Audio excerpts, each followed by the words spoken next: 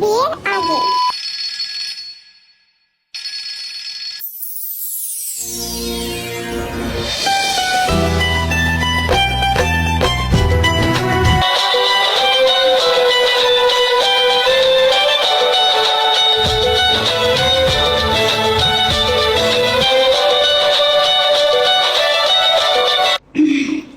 Hello বাবু, বাবু তুমি কেমন আছো?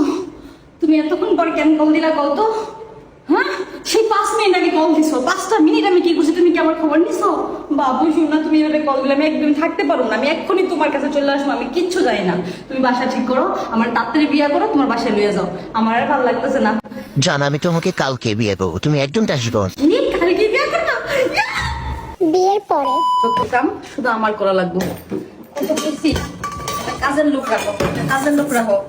বিয়ের আগে কত পেরি কাজের লোক রাখবো, তোমার খাট থেকে নামতেই দিব না।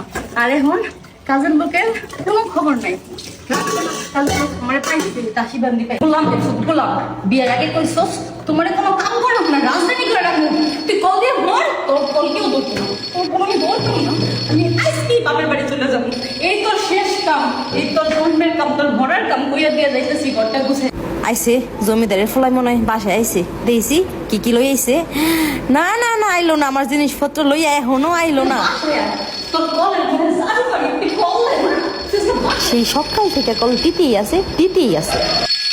নবাবের বাচ্চা নবাব অফিসে এসে নিচে বইয়া বইয়া সারাটা দিন আমার কল দিয়ে জ্বালাই মরতো। সোনা আর আমি এনতা গরমের মধ্যে কাম করে মরতেছি, দাঁড়াইছে তোরে দেখাইতেছি মজা।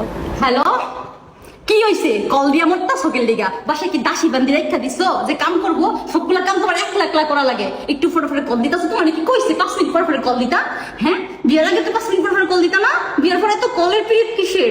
পুরো কল দিবা না, একটু কল দিবা না। যা যা কইছি আদা রসুন পেঁয়াজ মশলা মাছলি সব নিয়ে আইবা, পরে তুমি কল দিও।